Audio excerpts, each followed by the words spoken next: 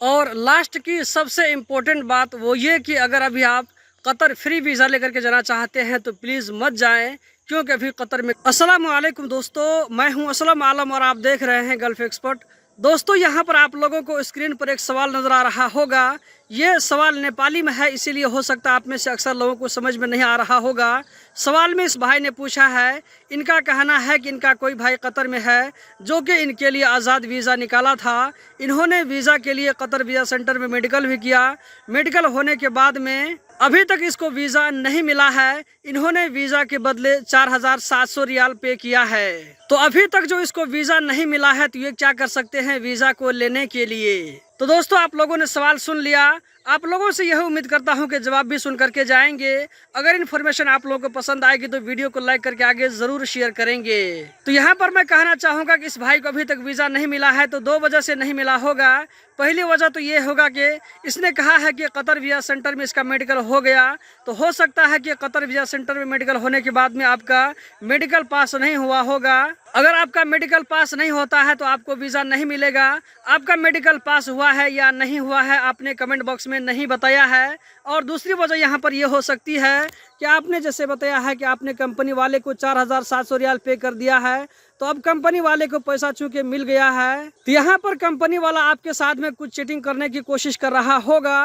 तो अगर इस तरह कोई कंपनी वाला आपके साथ में चीटिंग करता है, वीज़ा का पैसा ले लेता है लेकिन आपको वीज़ा नहीं देता है, तो यहाँ पर क्या करना चाहिए। तो इसका जवाब देने से पहले मैं आप लोगों के सामने में एक चीज़ क्लियर कर दूं, वो ये कि कतर में आज़ाद वीज़ा फ्री वीज़ा नाम की कोई चीज़ नहीं होती है। ये सिर्फ आप और कंपनी वाले बोलते हैं। कमेंट बॉक्स में जैसे कि इस भाई ने बताया है कि वीज़ा के बदले में इसकी तरफ से 4700 रियाल पे कर दिया गया है। तो यहाँ पर ये बता दूं कि आप लोगों को कि कतर के नियम के हिसाब से वीज़ा के बदले में 1 रियाल भी किसी को आप नहीं दे सकते हैं और किसी से न ले सकते हैं। कतर गवर्नमेंट की तरफ से वीज़ा बिल्कुल फ्री में इशू किया जाता है। अब इस वीज़ा को यूज करते हैं, किसी के नाम में इशू करते हैं तो उस वक्त आपको 300 रियाल लगता है और मेडिकल के लिए लगभग आपको 500 रियाल लगता है। तो ये सारा कॉस्ट कंपनी वाले को देना पड़ता है। रूल के हिसाब से वर्कर को 1 रियाल भी नहीं देना पड़ता है। यहाँ पर एक और चीज क्लियर कर दूं, वो ये कि जो लोग फ्री वीजा परचेज करते हैं तो उन लोगों की सोच ये होती है कि हम कतर में जाएंगे, कहीं पर भी काम करेंगे,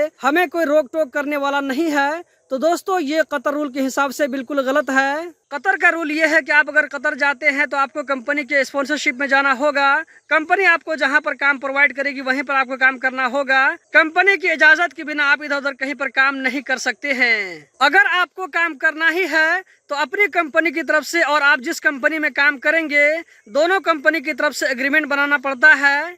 उसके बाद ही ये लीगल तरीका होगा काम करने का। तो यहाँ पर मैं इस भाई को यह सजेशन देना चाहूँगा कि आपने जैसे बताया है कि आपकी तरफ से आपके भाई ने 4700 रियाल पे किया है, तो पे करने के टाइम में कुछ न कुछ तो आपके पास में प्रूफ होगा कि आपने फला बंदे को पैसा दे दिया है, या ये कि व्हाट्सएप के जरिए आपने कभी न कभी पूछा होगा कि वीज़ा कब प्रिंट करोगे, मैंने पूरा पेमेंट कर दिया है। अगर इस तरह का प्रूफ आपके पास में है तो आप पुलिस में जाकर कंप्लेन कर सकते हैं। इस तरह का जो छोटा मोटा नॉर्मल केस होता है आप पुलिस में जाकर कंप्लेन करेंगे तो वहीं से आपका केस सॉल्व हो जाता है। पुलिस वाले उम्मीद है कि फोन करके उस मंदूब को या ये कि उस कंपनी वाले को पैसा रिटर्न करने के लिए बोल सकते हैं। मुझे मालूम है कि मेरी बातों की वजह से लोग फ्री वीजा लेने से नहीं रुकेंगे।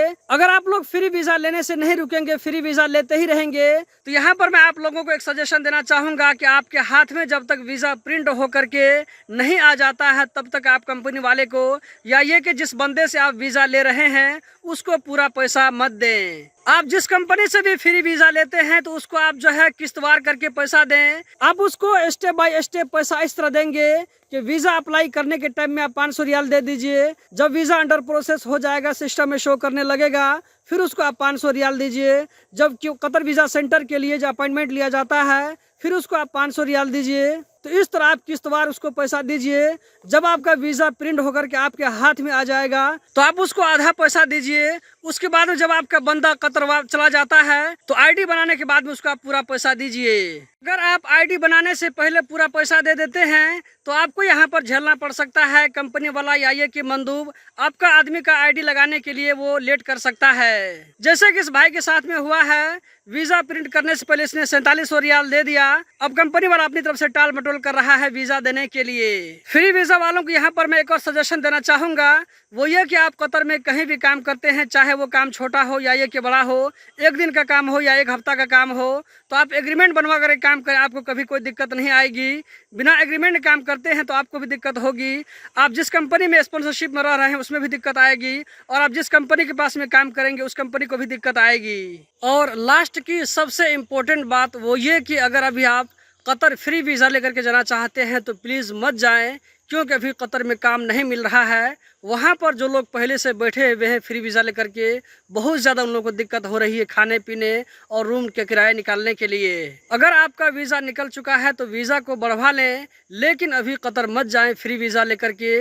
कम से कम आप रमज़ान से पहले मत जाएं। रमज़ान के बाद देखिए अगर कोई नया प्रोजेक्ट अगर स्टार्ट होता है तो उस वक्त आप लोग जाएं।